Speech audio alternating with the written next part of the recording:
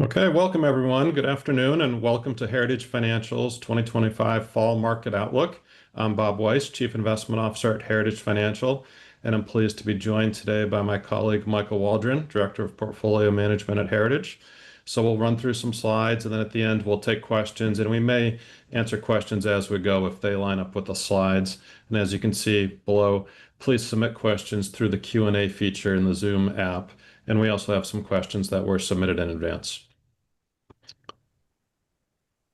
So just before we get into the slides, a little bit about Heritage, personal wealth management for busy, successful people. We've crossed 3 billion in assets. I think we're even approaching 4 as business has grown this year. Clients in 36 states, 51 employees, and our mission is to make a positive and lasting financial impact on the people in our lives and those we serve. So with that, I'll hand it over to Michael. Michael will start off by talking about year-to-date returns and what's going on in markets. All right, perfect. So I think first we start with a big sigh of relief.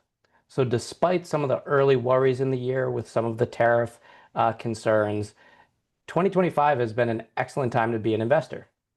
So if you look across markets, let's start with US investment grade bonds, up 6.13% through the first 3 quarters of the year. That's a very good return, and that's well above if you were just in cash. Now let's look at equity markets, and you're really good globally. You look at the S&P 500, 14.83% over the first 3 quarters. That's a great return. Nothing to worry about there. And if you look at international markets, that's where you've seen some really shiny numbers. So up 25% for developed international markets and 27% in emerging markets. Great time to be investors, great time to be diversified, plans that have grown at above what would be expected rates of return. So despite the early concerns, a very good year to be invested again. Something I think stands out here to mention is, again, the difference in return between the S&P 500 and international markets. In both instances, you have over a 10% positive spread. So I know as we entered the year, there was a decent amount of negativity about being internationally diversified. Staying disciplined, staying globally invested clearly paid off and produced better results this year. But let's peel that back one more layer because I don't think it's so simple. So what I have here is the US dollar index, or what's called the Dixie index, and it looks over the past 5 years. So if you look over the past 5 years, the dollar relative to some other major currencies, the main ones are the euro, the Japanese yen, the British pound, the Canadian dollar, is 4.25%. So over 5 years, that's relatively insignificant currency impact overall. But when you look at the noise that creates on a year-to-year basis, it can be quite a bit. So while dollar strengthening has been part of disappointing international developed returns in prior years, when you look at this year, you've seen over a 10% decrease in the dollar compared to those currencies. So it's not that international companies are growing at a rate that's much higher than US companies and outperforming them, and that's the primary cause. There's a significant component that is just FX related, and to me, that's more noise. So it's about staying disciplined and investing for the long term, getting both sides of currency movement, but not necessarily sitting here saying we see a major change in the underlying economies or the performance of the underlying companies. Something that I found interesting, so the Dixie index here, it was started in 1973. It looks at the dollar relative to those developed currencies that have been around, and the index level started at 100. So if you go all the way through now, I said, what's the level of the Dixie index? If it's over 100, the dollar's strengthened in total. If it's under 100, the dollar's weakened. So where have we moved? And we're at about 99 right now. So if you look over the past half century, you've essentially seen currency have no long-term impact. That lines up with what we view at Heritage as currency over the long run is neither a source of expected return, nor is it a headwind to return. So we don't have anything on the return end there. However, you do see noise created by it in the short term. Now let's look from a bit of a different angle. So when you look at 2025, I think that a headline story that almost everybody's heard about is gold's return. So let's first get the numbers right. We look at gold over year 2025, and it's up through the first 3 quarters by 46.98%. That's a very, very strong number. So what is going on here? And this relates a little bit of what we were looking at in terms of the last slide, the dollar's weakness. So one thing that happens with gold is gold price in dollars. When the dollar weakens, you have it look less expensive in foreign currencies. So you get higher demand from foreign nations in that.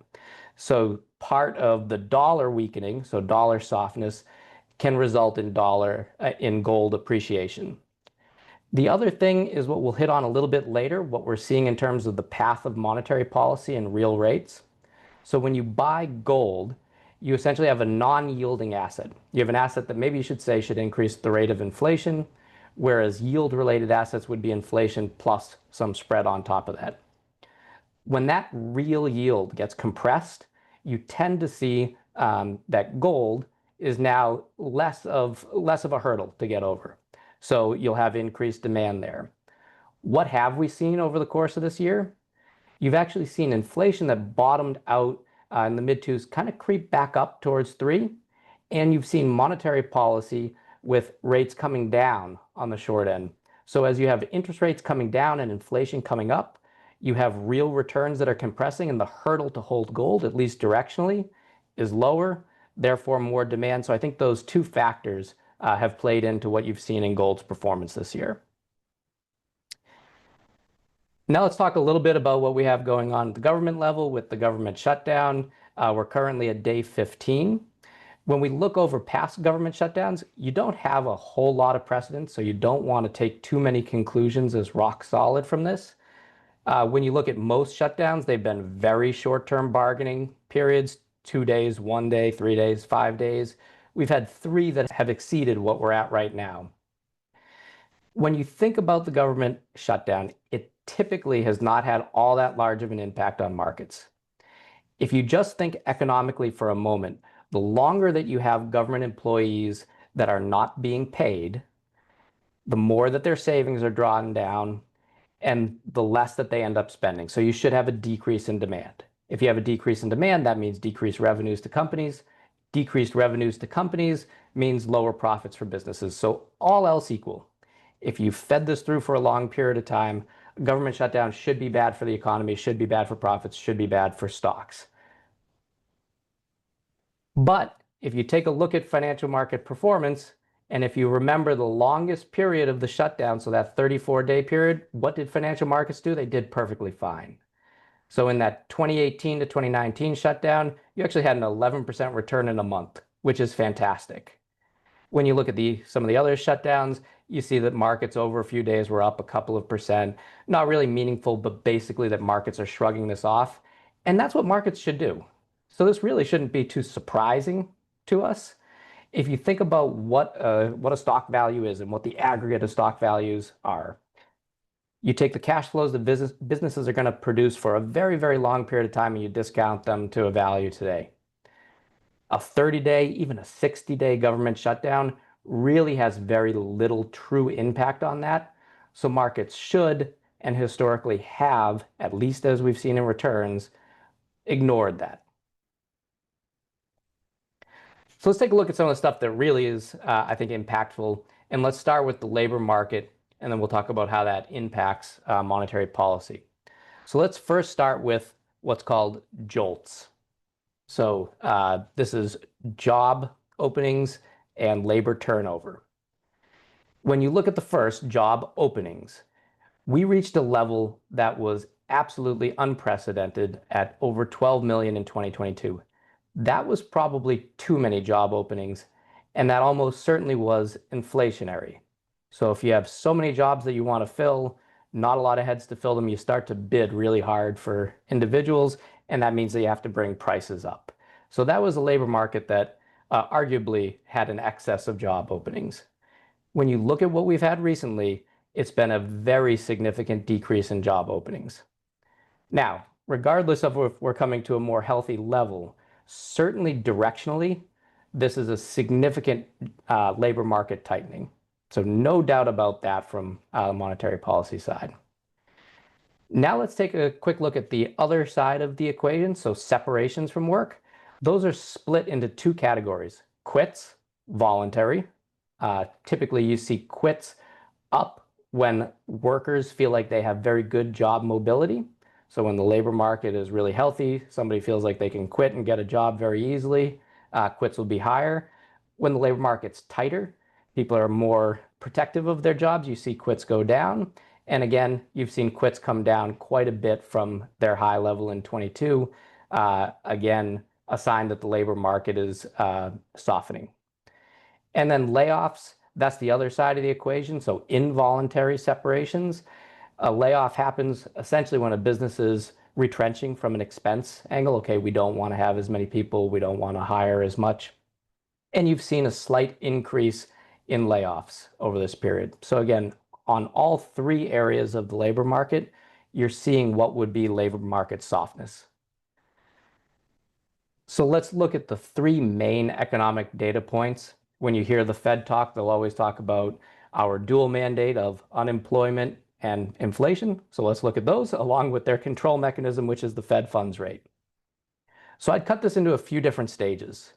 If we look back into the pandemic period, so late in 2020, you had unemployment, which by far was what was needed to be addressed by the Fed. So as of September 30th, 2020, 5 years ago, the unemployment rate was 7.9%.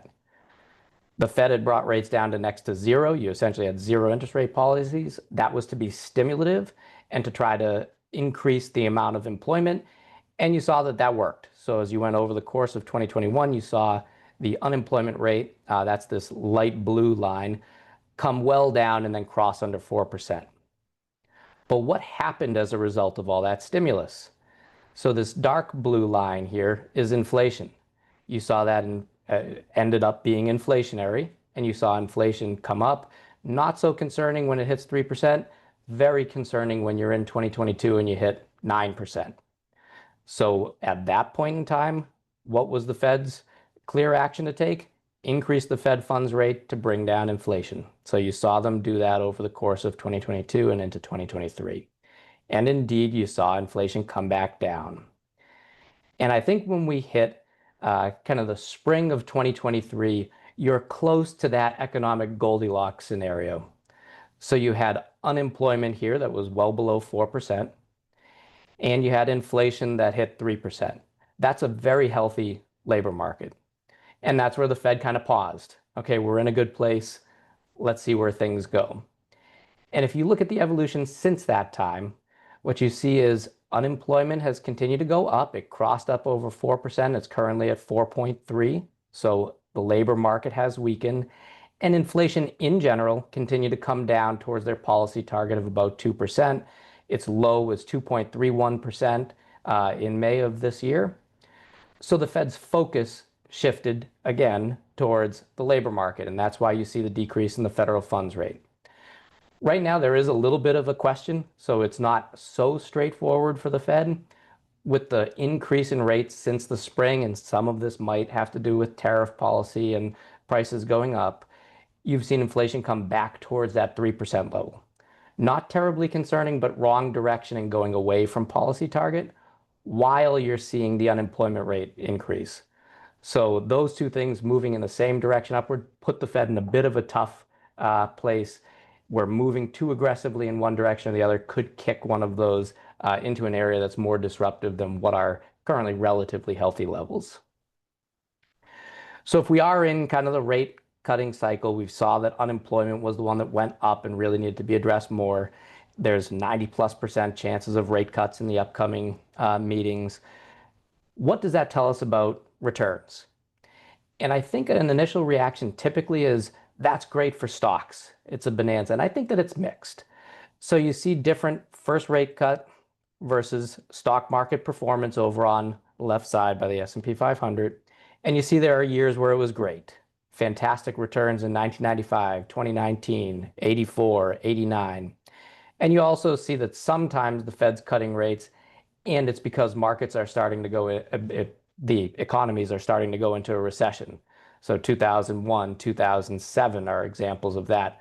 Rates were cut, but then you actually saw a really big pullback in output, and those were negative. So a bit of a mixed bag. Can't really use that to predict what you're going to think is going to happen out of equity market returns. Where it is more clear is in fixed income. So you look at rate cuts in fixed income, you have current market rates that are then being supplemented by market rates going down, and you've seen that this has been positive in each instance. 84 is a standout number, but if you look at the more normal returns, anywhere from in fixed income from mid-single digits up to the 10 to 20% range is fantastic. So we're pretty positive on fixed income. The 3/4 return that we got of over 6% now in 2025 has been in line with this. So we've leaned into that, and we think for a safe asset class, those are attractive returns, and part of the economic situation would lean you in that direction. So I think I've laid the groundwork for how we got here. I'll turn it over to Bob to talk a little bit about looking forward. Thanks, Michael. Nice job. So looking forward, we think the best indicator of future returns in stocks is valuations. So this is looking at valuations of the S&P 500 index. And there's a few different measures that we're looking at here. The first one is the forward PE. So the forward PE right now is coming in around 22.8 times. So that's meaning you're paying $22.8 for every $1 of earnings.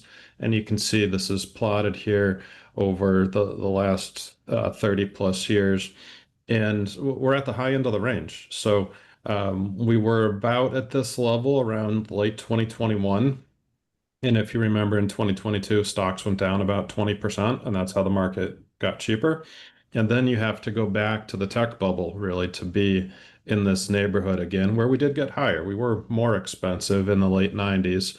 So some people argue that this is like the late 90s with AI being, the equivalent to the internet back then, and that, what inning are we in? There could be more room to run as far as multiple expansion, and there can be fair cases to be made. But I think no matter how you look at it, whether it's the forward PE, the Shiller PE, that was created by Robert Shiller, a Yale professor. We think that that's a pretty reasonable way of looking at valuations as well. You can look at dividend yields, where the current dividend yield's 1.5% compared to the average being at 2, or the earning yield spread, where you're looking at the earnings yield of stocks and comparing it to mid-grade corporate bonds. The bottom line is the market is on the more expensive end of history. So when we look at this, the price is what it is. So then the real question is, so tell me more about the E, and why would someone pay, or is it a good idea to pay 22.8 times forward earnings when the average is 17? So Michael, if you go to the next slide, let's look at the E. And the answer why you would pay a premium is you think that E is going to grow, and going to grow at a higher rate than normal, than average. And has that been happening? So let's check. In 2025, you see in the top left, total EPS, earnings per share growth is 10%, 10.1%. The average since 2001 is 7.3. So that it checks out that the growth has been, at least year to date, above average. So you're paying a premium, but you're getting earnings that are growing above average. So that does give me some peace of mind that the earnings are delivering. When you break it down and say, okay, so tell me more about that EPS growth. Where's it coming from?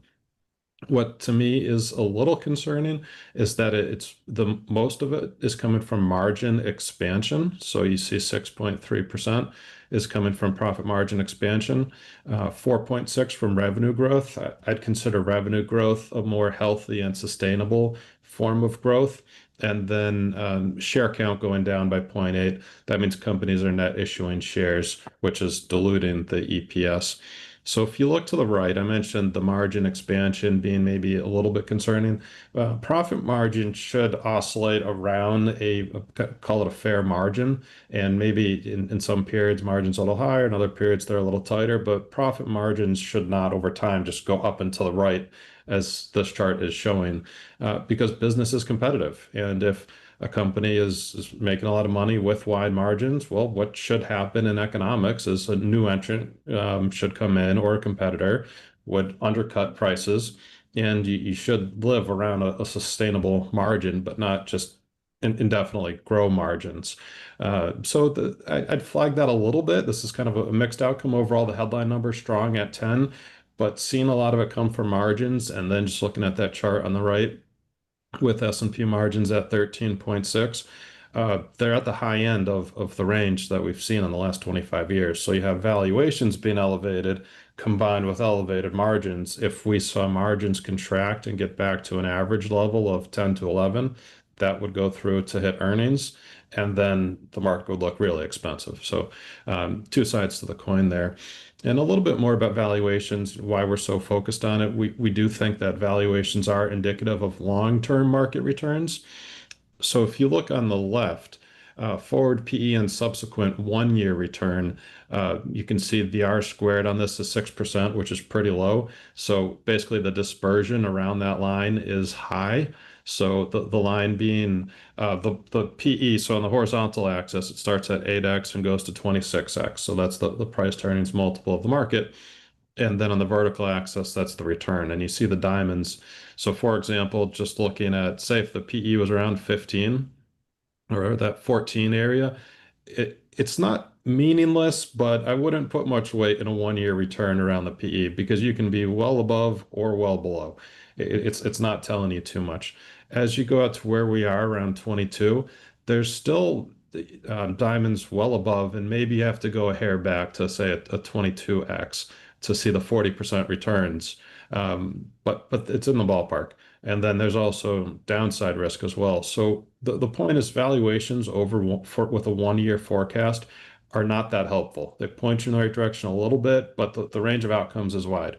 As you go to the right, you see the R squared goes from 6% to 32%. Now this is tighter, it's more meaningful, and your eye can clearly see that with the dispersion around the line being much tighter. So now we're pretty close to the line. Still, definitely some environments where you outperform and some where you underperform, but the line does go down.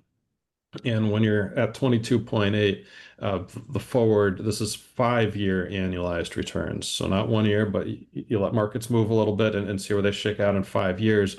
And from here, we haven't seen strong returns at this level. Again, if you go back just like one click to the left, there have been strong returns, probably entering, if I'm eyeballing that, around a 21, 22x multiple, 15+% annualized 5 year returns, which looks to be about where those are, is in the cards. And those are very strong returns.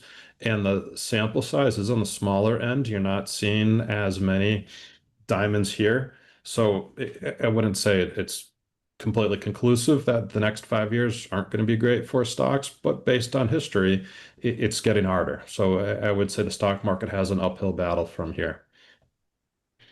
And then just to wrap it up, this is looking at the top 10 S&P 500 companies by market cap. So on the right, this is the current market.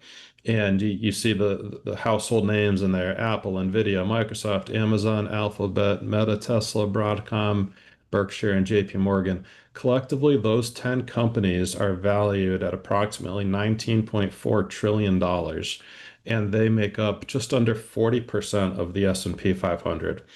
If you look to the left, we have four other historical snapshots, and you can see in those environments, it was all right around 20%, in the 15 to maybe 22% range, but roughly 20%, meaning the total value of the top 10 companies divided by the value of the top 500 companies, being the S&P 500.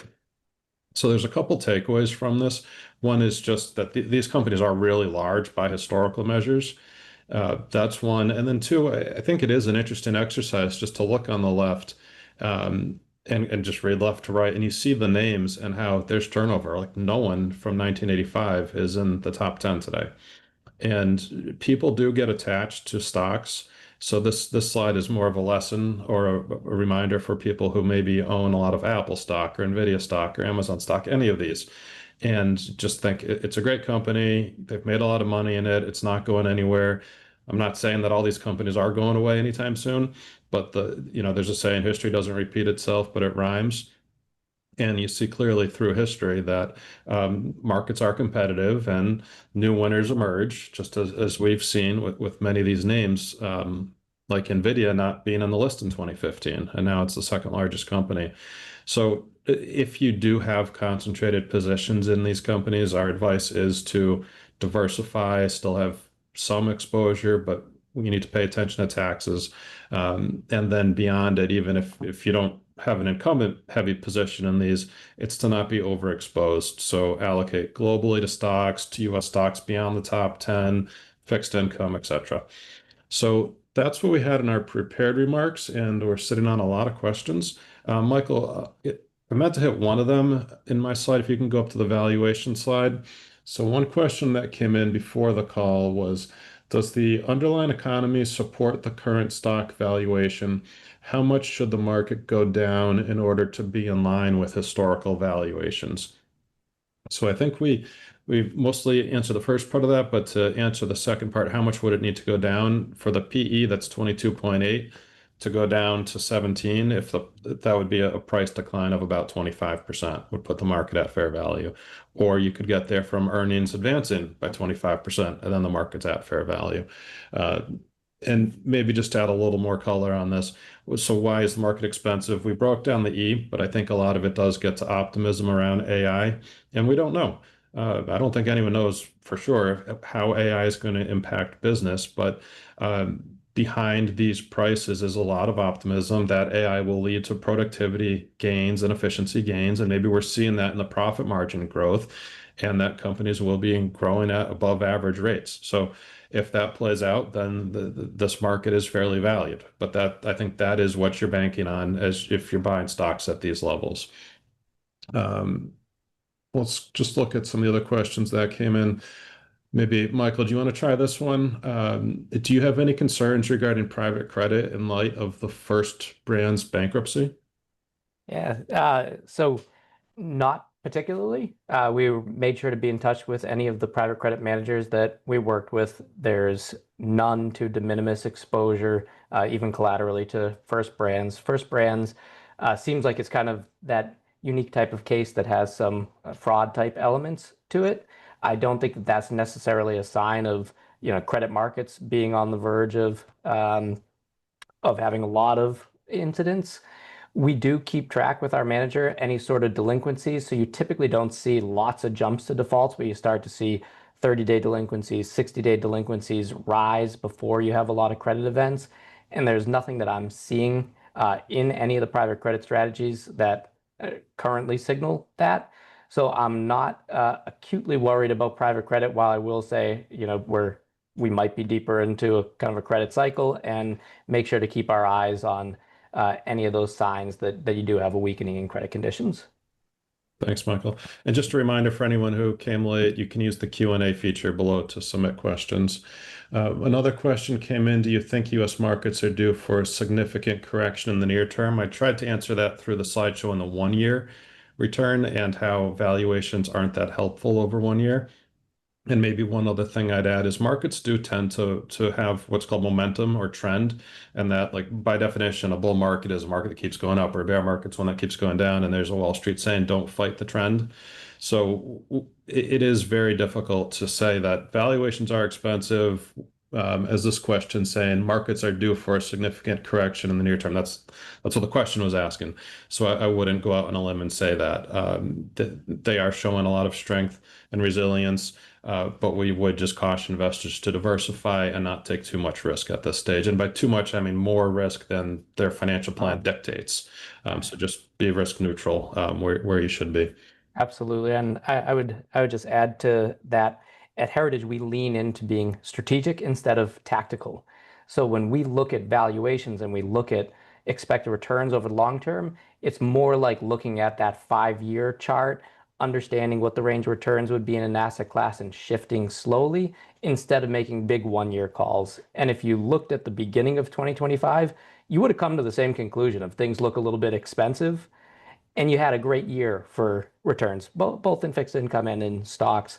So you don't want to make these big major tactical moves for short-term predictions. I think it is more reasonable to say we're in an environment where certain asset classes have lower compounded long-term returns, and can we diversify from that? Okay. Thanks, Michael. There's a question about U.S. banks and some countries, especially China, buying up gold. What does this say, if anything, about the domestic global economy generally? I would say, especially if you're looking at China, uh, I think this is a result of the tariff war, the trade war that started earlier this year. And in the past, China would buy treasury bonds or treasury bills to bank their reserves. And when the relationship between the U.S. and China is not as strong, China's looking for an alternative store of value, and gold comes to mind. So I wouldn't read into it too much as if they're making some macroeconomic call, but also having reserves in dollars for any non-US country and then seeing dollars decline by about 12% is painful. And all investors are human, so they feel that. And what do? They react and stop buying dollars. So I wouldn't read into that too much, other than more normal human behavior and maybe a byproduct of the trade war that we're going through. And maybe on that, the joy of doing this with my colleague Michael, I can send the fun questions to him. So, Michael, could you discuss Trump's impact on equities? Please do not pull any punches. That was a question submitted in advance. All right, won't pull any punches. I think when we think about politics, right, it's very tempting to just say ignore them, they have no impact. There obviously is policy impact on the economy and policy impact on markets. So even where we are right now, when you look at the dollar and you look at when the dollar really came down, uh, this big push down in the dollar was around that April timeframe and some of the tariff policy changes. So you do end up having impacts on markets. But there are a couple of quick things. That question right there said, what do you think the equity impact is on this? So if you were to say, oh, I think there's going to be policies with tariffs, it's going to disrupt global trade, a reasonable thing maybe would have been to say, well, I want to take lower risk. I don't want to own as much equities. Let's go towards cash. And remember this slide. The S&P is up 14.83% so far through the first 3 quarters of the year. So you have to be very careful when you're predicting what's going to happen with policy and politics. It's hard to get that. And then when you say, what are the financial market implications of that? It's hard to link that to it. So while I do think that it matters, while I do think you can point to some dollar weakening being relative to related to policy and that feeding in, you have to be careful about how you let it impact a portfolio. And in this instance, if you didn't end up holding stocks, you would have been feeling sore for that. All right, thanks, Michael. There's a detailed question on the labor market here. In the labor market, do retirements factor into quits? Does the retirement of the baby boom generation have any significance on the labor market? Would you like to take Uh, that? what a great question. They actually separate it. So I showed you three major categories. A third category of separations is called other, and other includes retirements. It's a relatively modest portion, and that one's a lot more stable. So you don't see retirements kind of jump as much as the other ones, and it gives you less of an indication of what's happening with workers' confidence. But yes, it counts. It's not in the charts that I showed, and it's in an other category at the BLS. All right, thank you. A question submitted in advance. Should we still, this hits a theme that we've been talking about, but should we still be optimistic about a strong Q4 for the tech sector and performance earnings for the Mag 7? So I'll take that, and I'd say there is a lot of optimism priced into the market. That's why it's at a premium. That's why collectively those top 10 stocks are 40% of the market. And there's a saying that I've used it on the podcast. I think I first heard it from Lizanne Saunders at Schwab. It's not good or bad for markets, it's better or worse. So with a lot of optimism priced in, markets don't just need to deliver at that level to advance above more of a reasonable range, that they need to exceed expectations. And the bar is set pretty high. So again, our message is more caution there. It's not negativity, just completely get out, but it's just a little caution that markets are expecting a lot from these companies, and to keep delivering and exceeding expectations is going to be more and more difficult to do. Another question about international equities. How much of international equity returns is attributed to currency fluctuations? Yeah, Like that? it's tough to get that precisely. Not all of their businesses in their home currency. A lot of the developed international market does plenty of business and has revenues in dollars. So there's not like a clear answer where I can say currency is 6% and the rest of the relative return 4% is split between, earnings growth and multiple expansion. Currency has been a significant contributor. If you look at the return relative to the US, so the return differentials in those markets relative to the US, the majority of this difference is currency. Yeah, so year to date, yeah, that 10+% is mostly coming from currency. Here's a fun bond question. Will rate curve slash spread between long-term rates and short-term rates steepen, i.e. lower mortgage rates on a 5/1 ARM versus a 30-year fixed? So you want to talk about with the Fed cutting rates? Yeah, I actually do think that that's probably the most likely path. And take me as anybody else who's talking about the path of interest rates and then finds themselves wrong 5 years later. But I think when you look at the yield curve, it's really clear that the short end is going to come down. So the Fed is cutting rates. It's very high probability that they're going to cut rates into the next multiple meetings. So you're going to have what is the very front end of the yield curve come down. You haven't seen, as the Fed has taken down short-term interest rates, a big decline in longer-term rates. So unless some factor causes that to change, I'd expect long-term rates to stay relatively close to where they are. That's how you get back maybe to a normal yield curve that's, upward sloping with a fairly significant difference between the twos and tens at a reasonable rate relative to where you would expect long-term inflation. So I do think that you have steepening. I think you have steepening through the short end coming down and the long end staying stable or maybe moderating down a little bit. And in terms of mortgage rates, yes, that would make kind of shorter term options less expensive financing if we live that. And all of that said, with like maybe in a vacuum, that looks like the base case. And then a ton of different variables could come and knock us off of that. But I would say that's a reasonable base case expectation. All right, thank you. Michael, can you just flash through the last couple slides? While you're doing that, we have a couple more questions. There was one that it's a pretty technical question about an LLC and using a boat for, I think, expenses. Basically, it's a financial planning question. A reminder to our audience, we have a year-end planning strategies webinar on November 10th featuring our Chief Planning Officer, Ed Yastrom, and our President and CEO, Sammy Azuz. That's November 10th at 1 p.m. That would be a great environment for more technical planning questions. Specifically to this one, you might want to reach out to your wealth manager or to Ed directly, because I talked to him and it's a very case by case situation. So we won't be diving into that one on this call. Here's a general question. What are the latest guidelines for retirees regarding the correct mix of bonds, stocks, and alternatives for conservative investors? Mike, would you like to take a shot at that? Yeah, sure. And frankly, I think why I can't give an answer to that is exactly why we're in business today. It's complicated to come up with the right investment solution for a client, and it's not all based on age. So you can be somebody who has goals that's to pass a lot of money to the next generation, and you have plenty of resources that are going to meet your goals while you live, and maybe you should be quite aggressive in that instance. And there are other folks that maybe are drawing down their assets. A path of returns that's bad could end up materially impacting its ability to succeed, and you want to be much more conservative in that case. So it's really based on the individual or asset owner's goals and then their resources, and you got to match strategy to that in a holistic way. So I think one of the worst things is rules of thumb, and thank goodness for this business. The complexity of it is why we're able to produce value for asset owners and the folks that work with us. Yeah, you did a good job hitting on that. It's really a trade-off between peace of mind, meaning lower risk, less volatility in the portfolio, and maximizing the wealth or the estate, typically as an inheritance. So it depends on the person's goals. So we can't give a general answer there, but those are things to think about. What do you think about the availability of alternative investments to the broader retail market and how that might impact your investing strategy?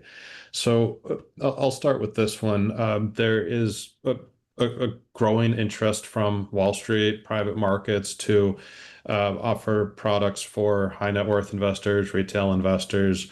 And on one hand, that's good. Access is good. On the other hand, it's not so good. And why I say that is because it gets to supply and demand.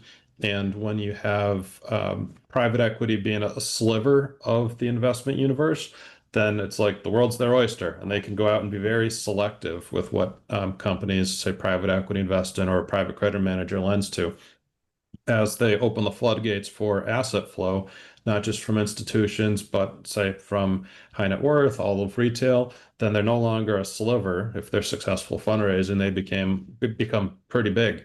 And I think that's where we are, where we're approaching, at least directionally. Say private equity share of business ownership has increased tremendously over the last few decades.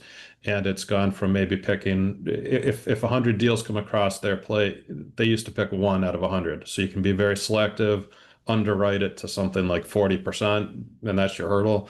Now they own roughly half of companies that are sizable and private.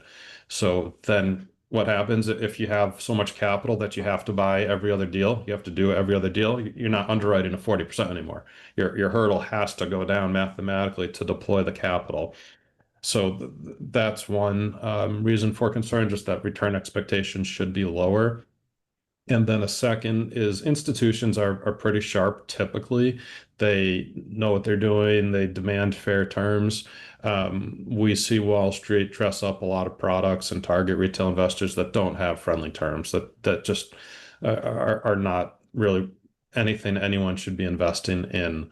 So you need to be careful with alternatives. I honestly stay away from them more often than not. And if I had to give someone a blanket statement, I'd say don't even go there.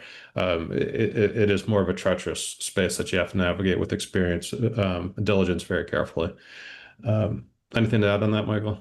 I think you and I see it very similar, right? It's good with caution. It's nice when individuals get access to more markets that you can integrate into a portfolio and have different returns. So we've seen that before, and kind of the ability to access more markets is a positive thing for portfolio management. And at the same time, not everybody can outperform. So when the floodgates open, to use your words with that, that means a degradation in terms of the ability to produce excess returns. You can't really rely on history with that. And then there's always kind of the risks that were, oh yeah, that's why we weren't in that place before. So you can end up hitting things where that illiquidity that doesn't seem like it's a big issue, or the risks that are in those markets do come to bear, and might not be the most fun thing to experience, especially when you don't have an indefinite horizon. All right, thank you. We have answered all the questions, and I don't see anything in the queue. So thank you, everyone. Thank you for hanging in there and listening to our 2025 fall market outlook.